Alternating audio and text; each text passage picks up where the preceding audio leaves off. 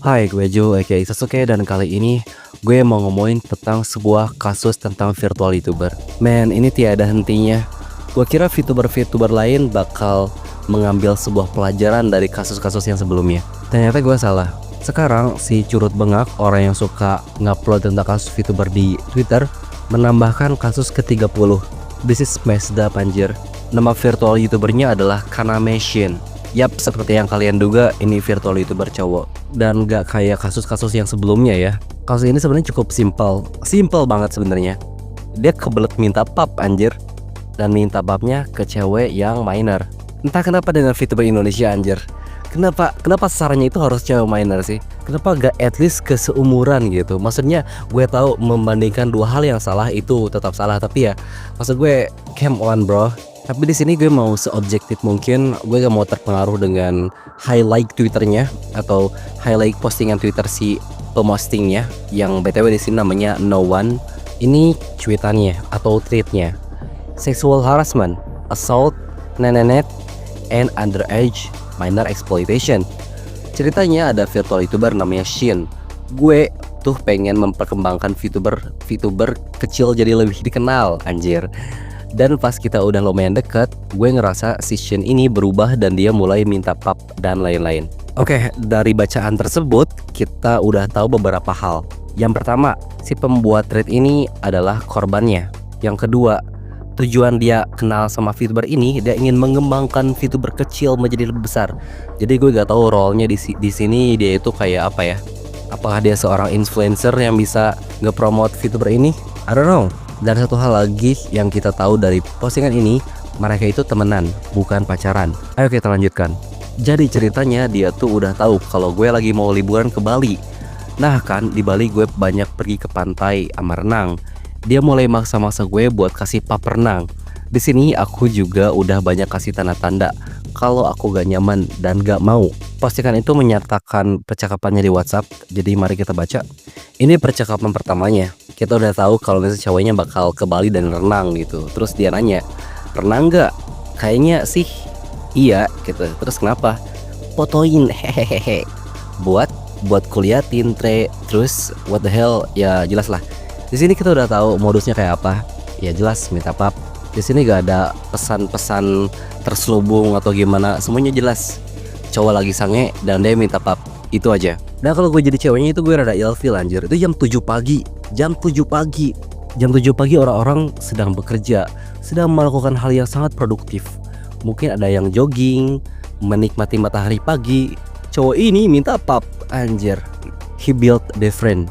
Terus chat selanjutnya kayak gini: buat apa diliatin, biar ku kangen bisa dilihat, kenapa harus pas renang? It's fucking obvious man. Dan ada satu hal yang gue gak suka dari ceweknya sebenarnya sih. Kenapa kayak terus dibalesin atau ramah ditinggalin aja? Iya, si ceweknya itu terus ngebalesin. Kayak misalnya chat selanjutnya, iya kenapa harus pas renang? Terus si cowoknya sok-sok tolol, sok-sok bego. Ya apa ya itulah pokoknya. Ya jelas, apalagi kalau misalnya gak mau lihat ceweknya pakai pakaian seksi. Apalagi selain itu. Dan si ceweknya itu kayak nanya-nanya seakan-akan ngasih harapan gitu. Terus setelah itu threadnya berlanjut.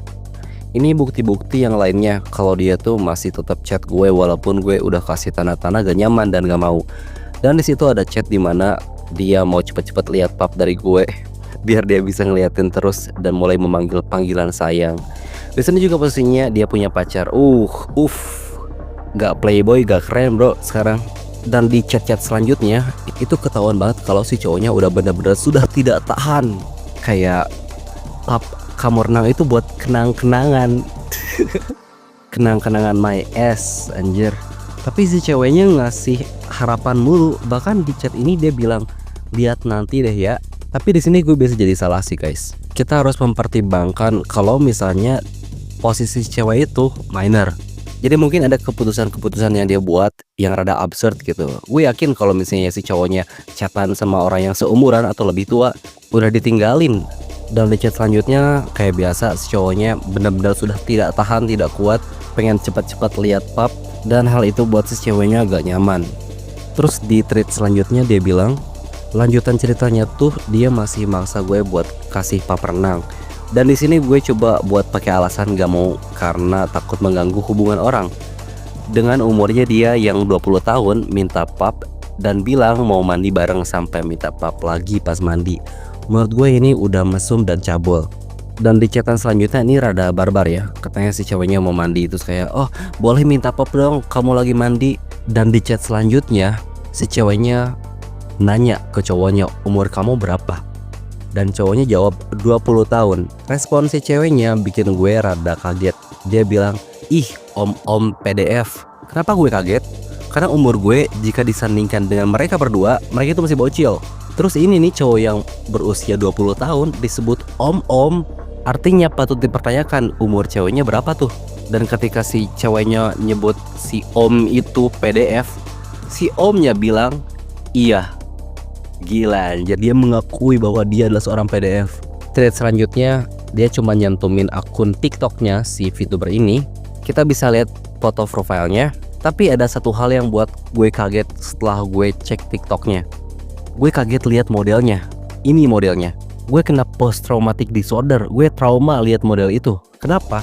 Karena ada kasus yang diposting si curut bengak nomor 23, si Elo Tezra namanya, modelnya sama. Dan si Elo Tezra itu kasus yang ke-23, itu kasus yang paling parah di antara semua 30 VTuber yang si curut bengak cantumkan. Saking parahnya gue buat video tentang dia, YouTube nge-ban video gue, YouTube ngehapus video gue, memberikan channel gue peringatan. Dan gue kaget dan gue sampai chat si curut bengak kalau misalnya ini tuh bener gak sih orang yang sama. Tapi akhirnya gue nyadar kalau mereka adalah orang yang berbeda. Ternyata model VTubernya memang bisa dipakai oleh semua orang, kayak kasusnya si Hanuna dulu. Dan dari case ini gue harap cewek-cewek yang rentan, yang umurnya masih di bawah 18 tahun, itu kalian itu harus punya self awareness. Kalau ada cowok ngechat kayak gitu, minta pap lah, minta inilah, minta itulah, vibesnya udah beda, langsung tinggalin. Tanpa basa-basi, tanpa babi bu, langsung tinggalin. Tapi Om Jo, cowok itu ganteng dan aku suka dia. It's for your own good. Karena kalau kalian udah membuka celah buat si cowok itu berbuat semena-mena ke lo, nanti bakal panjang urusannya. Dari minta pap selfie, jadi minta pap tete. Dari sana, jadi ngajak main.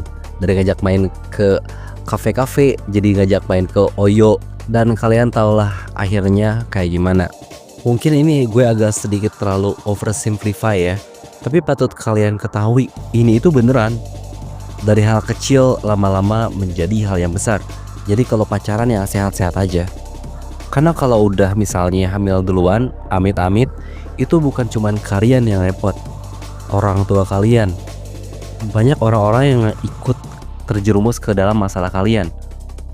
Jadi ya itu aja guys. Bye guys.